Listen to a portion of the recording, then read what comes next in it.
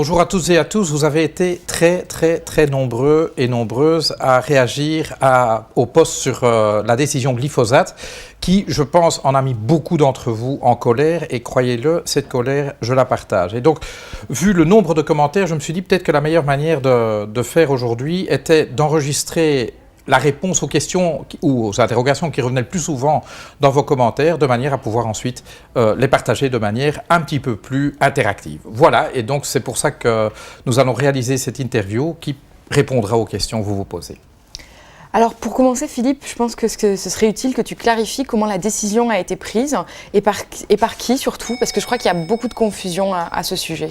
Oui, donc on blâme l'Union européenne puisque la décision s'est prise dans un cercle qui fait partie des institutions européennes, mais fondamentalement, ce genre de décision est prise dans des comités d'experts réunissant des représentants des États membres. Autrement dit, ce sont des gens mandatés par les 28 gouvernements de l'Union qui ont été prendre la décision à la majorité qualifiée. Alors cette décision est proposée par la Commission européenne et on ne peut pas ne pas remarquer l'insistance complètement malsaine de la Commission européenne à prolonger l'autorisation du glyphosate, autrement dit à en reprendre une louche cette fois-ci pour 5 ans, mais la Commission avait essayé 15 ans, avait essayé 10 ans, ça n'a pas marché, elle a essayé 5 ans, ça a marché.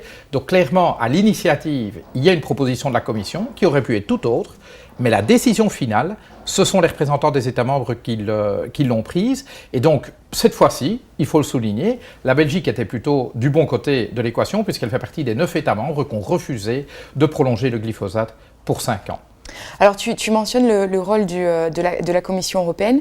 Je vois qu'il y a Alain qui s'interroge sur du pouvoir qu'a la Commission européenne pour enquêter sur le fonctionnement de l'EFSA, donc l'Agence européenne de sécurité alimentaire, et de la manière dont elle rédige ses rapports. Peut-être que tu peux nous en dire quelques mots et surtout le lien entre les deux. Et donc, pour établir ces propositions de décision, la Commission européenne peut s'appuyer sur les avis d'agences, l'Agence européenne de sécurité alimentaire, EFSA, l'Agence européenne des produits chimiques, ECHA, et ce sont ces agences qui fournissent alors une base en principe scientifique pour établir la décision. Petit problème, ces agences sont relativement mal dotées et donc recourent très largement à des scientifiques qui sont souvent en conflit d'intérêts avec l'industrie. Autrement dit, ils ne travaillent pas en permanence pour ces agences, ils rendent des services payants à ces agences, mais pour le reste du temps, ils travaillent dans des labos de recherche, ils travaillent dans des universités, mais souvent, trop souvent, sous contrat de l'industrie. Première chose. Deux, pour rendre leurs avis, ces agences utilisent des recherches, des papiers scientifiques produits par les industriels eux-mêmes et n'ont pas beaucoup les moyens de vérifier la qualité de ces travaux scientifiques. Et dans ce cas-ci, le journal Le Monde a clairement démontré que l'Agence européenne des produits chimiques avait coupé-collé un rapport de Monsanto. Je veux dire, Monsanto, évidemment, est en conflit d'intérêts puisque Monsanto a intérêt à une décision favorable. Comment peut-on prendre en compte des papiers qui ont été produits par ceux qui ont un intérêt à une décision favorable? Par ailleurs, souvent, ces papiers sont secrets. Comment peut-on appuyer la décision publique sur des rapports secrets? Et donc pour moi, de deux choses l'une, ou bien on veut que ces agences fonctionnent correctement et il faut les doter financièrement suffisamment bien et surtout, je dirais, doter la recherche publique, nos universités suffisamment bien pour qu'elles puissent mener leur recherche sans avoir besoin de recourir au financement du secteur privé. Ce serait le meilleur moyen d'assurer une certaine neutralité dans les avis scientifiques qui sont donnés.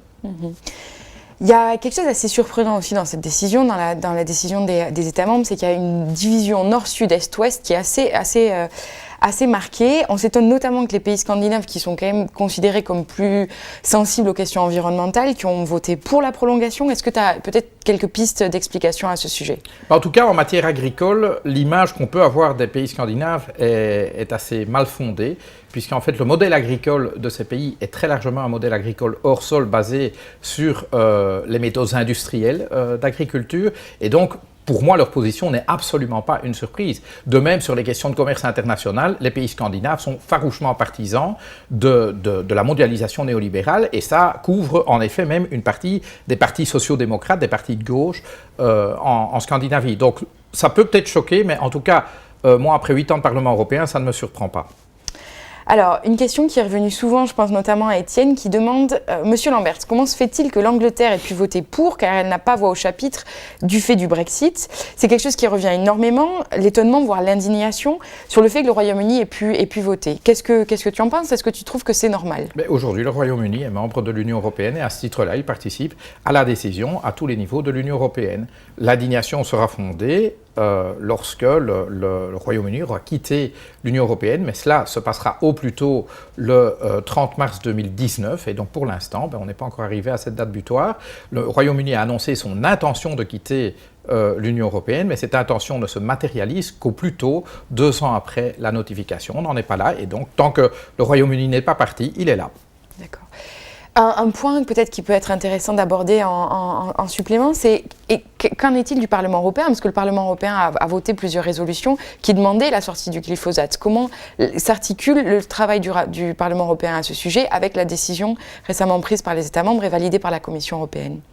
Et donc on voit bien que pour des décisions pareilles, il n'est pas très normal que la représentation élue du peuple n'ait pas son mot à dire. Or, c'est le cas aujourd'hui. Ce sont des comités d'experts qui sont mandatés par les gouvernements nationaux et qui statuent sur des propositions de la Commission. On voudrait au minimum, une transparence de cette procédure et surtout que le co-législateur, qui est le Parlement européen, ait également son mot à dire. Nous ne l'avons pas, mais vous savez, ce n'est pas parce qu'on n'a pas notre mot à dire qu'on ne le prend pas quand même, qu'on ne prend pour autant pas la parole. Nous avons décidé de nous exprimer là-dessus et le Parlement européen s'est exprimé à la majorité pour un phasing out, pour une élimination du glyphosate d'ici 5 ans.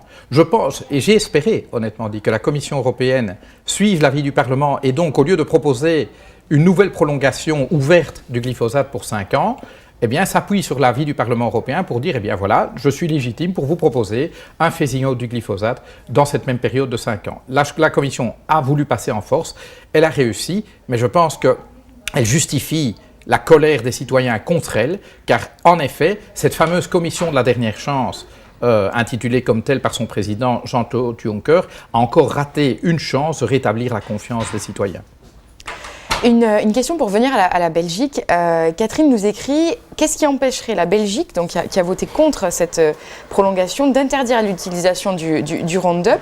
Finalement, il y a 9 pays qui ont voté contre. Qu'est-ce qu'ils peuvent faire maintenant au niveau national ? Alors, première chose, il faut que ces 9 pays travaillent ensemble. J'ai rencontré hier le ministre de l'Agriculture du Carme qui m'a affirmé qu'en effet, il voulait arriver à une position commune des 9 pays qui ont dit non.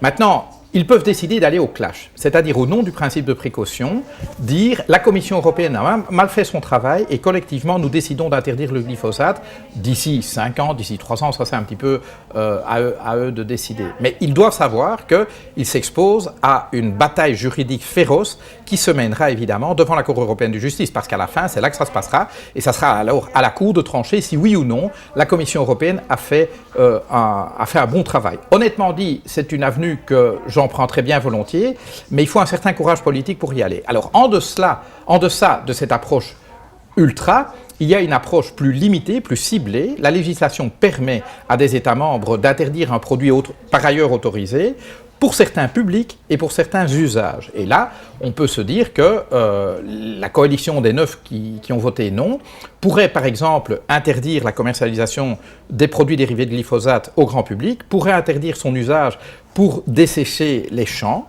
pourrait interdire son usage partout où des méthodes alternatives de lutte contre les ravageurs existent. Et en fait, c'est la plupart du temps. Donc, ce serait une interdiction quasi totale, mais sans être totale. Juridiquement, c'est une avenue plus prometteuse, en tout cas moins risquée pour les 9 États membres, mais de toute manière, je pense qu'ils doivent au minimum choisir cette avenue-là. Alors justement, tu mentionnes la possibilité pour les États membres donc, de se passer de glyphosate, mais il y a plusieurs personnes qui se demandent mais est-ce que une agriculture sans glyphosate, sans pesticides, est-ce que c'est possible et surtout est-ce que ça ne va pas mettre les agriculteurs en difficulté? Mais il y a ce slogan « Un autre monde est possible », peut-être que demain on pourra trouver autre chose. La chance qu'on a dans le domaine agricole, c'est que ce monde existe déjà. Aujourd'hui, l'agriculture biologique fonctionne sans tous ces produits chimiques. Elle connaît un succès qui ne se dément pas, une croissance de l'ordre de 20% par an. Et donc, cette agriculture sans glyphosate et sans tout le reste, sans les insecticides néonicotinoïdes par exemple, eh bien, cette agriculture, elle est possible. Et on se demande, mais qu'est-ce qui nous retient? Moi, je peux comprendre parfois que la société acceptent de prendre des risques en utilisant certains produits quand le service rendu est intéressant et parfois on ne fait pas d'omelette sans casser d'œufs et parfois la société peut décider de prendre un risque calculé, mais il y a une question de proportionnalité et de nécessité. Ici, il n'y a ni nécessité ni proportionnalité, donc pourquoi est-ce qu'on continue à utiliser tous ces produits? Tout simplement parce que leur retrait aurait un impact business très négatif sur les sociétés qui les commercialisent. Et très franchement, quand on regarde le cas de Monsanto, que fait Monsanto? C'est vendre du glyphosate et vendre les OGM qui sont résistants au glyphosate. De la sorte, le but de Monsanto, c'est de se fidéliser, pour le dire gentiment, en fait de rendre les agriculteurs qui utilisent ces produits captifs, pieds et poings liés, pour ensuite pouvoir les exploiter. C'est le business model de Monsanto. Si demain on devait interdire le glyphosate, en fait c'est l'existence même de Monsanto qui serait remise en cause. Et Bayer, qui est en train de le racheter, pourrait bien avoir acheté une coquille vide. Tiens, Bayer, une entreprise allemande, faut-il chercher ailleurs l'explication du fait que l'Allemagne a retourné sa veste et au lieu de s'abstenir, a voté pour la prolongation du glyphosate. Bien, je crois qu'on a à peu près fait le tour des questions. Philippe, peut-être quelques mots en conclusion? Mais en tout cas, ce qui est sûr, c'est que je vous invite à continuer à suivre la page. Je tenterai de vous tenir au courant des prochains épisodes de la saga. C'est certain que le combat n'est pas terminé, celui-là et tant d'autres encore. Je continuerai à vous tenir au courant et donc n'hésitez pas à venir et revenir.